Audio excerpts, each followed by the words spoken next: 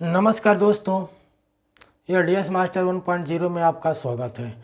दोस्तों, आज हम लोग मनोविज्ञान के अंतर्गत मानवतावाद या मानववाद पर विचार करने जा रहे हैं। यदि यह वीडियो आपको अच्छा लगेगा तो लाइक करना, चैनल को सब्सक्राइब करना तथा अपने दोस्तों को भी शेयर करना। देखिए दोस्तों, मानवतावाद या संप्रदाय के प्रवर्तक की बात करें तो अब्राहम मैस्लो प्रवर्तक कौन हो जाएंगे? प्रवर्तक अब्राहम मैस्लो को प्रवर्तक माना जाता है। अब्राहम मैस्लो इसके प्रवर्तक हैं। यदि हम बात करें इनके समर्थकों में, तो इनके समर्थकों में हम लोग देखेंगे तो कार्ल रोजर्स,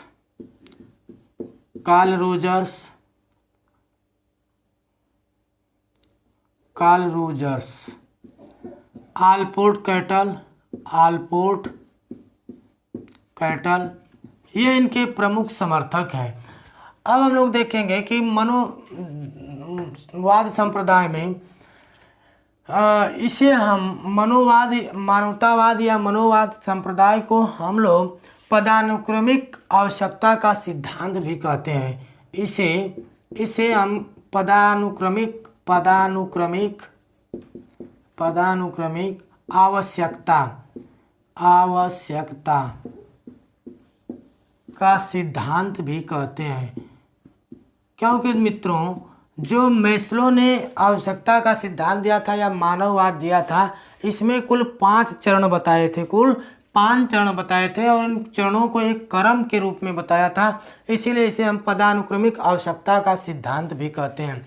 यही एक बात बता देता हूँ नोट करके कि यदि पूछेगा बुद्धि का पदानुक्रमिक सिद्धांत किसने दिया, तो बुद्धि का पदानुक्रमिक सिद्धांत की बात करेगा। पदानुक्रमिक सिद्धांत, तो इस सिद्धांत के प्रवर्तक फिलिप वर्नन है। Philip Vernon. तो इन दोनों बातों को आप अच्छे से याद रखिएगा कि बुद्धि का पदानुक्रमिक सिद्धांत तो फिलिप वर्नन, और आवश्यकता का पदानुक्रमिक सिद्धांत, आवश्यकता का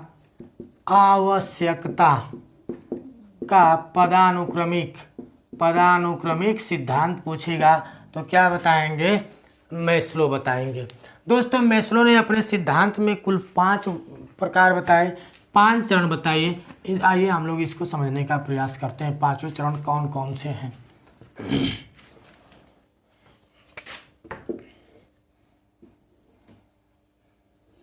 देखिए, 1 2 3 4 और 1 5।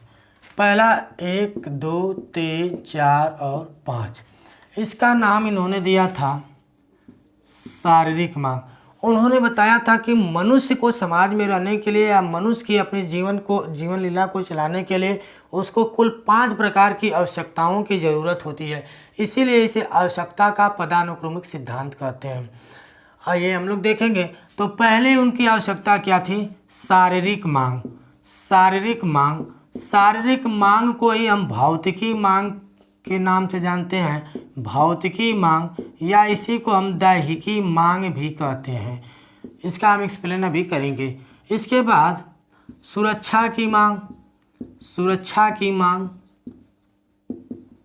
इसके बाद समाज की मांग,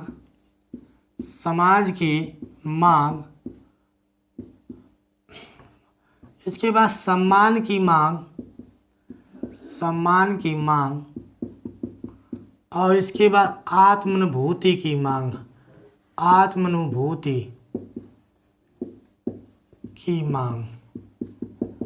दोस्तों, आइए हम लोग समझते हैं।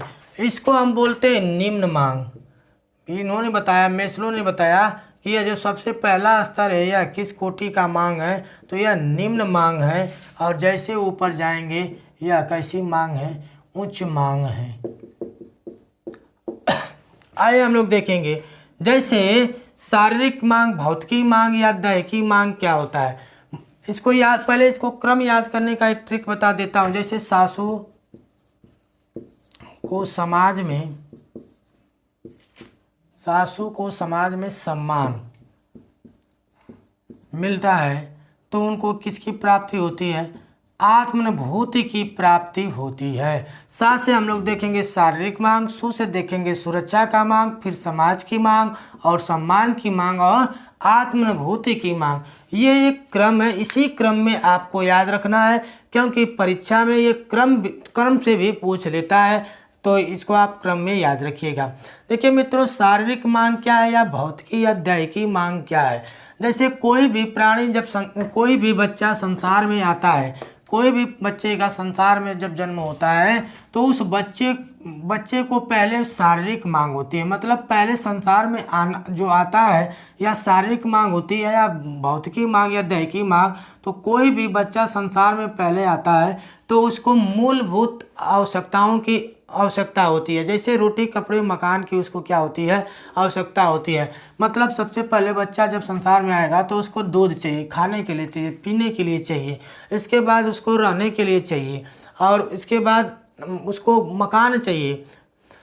तो इन सभी मांगों को हम बोलते हैं शारीरिक मांग बोलते हैं या भौतिकी मांग बोलते हैं, जिसके बिना बच्चे या मनुष्य का जीवन की कल्पना नहीं की जा सकती है।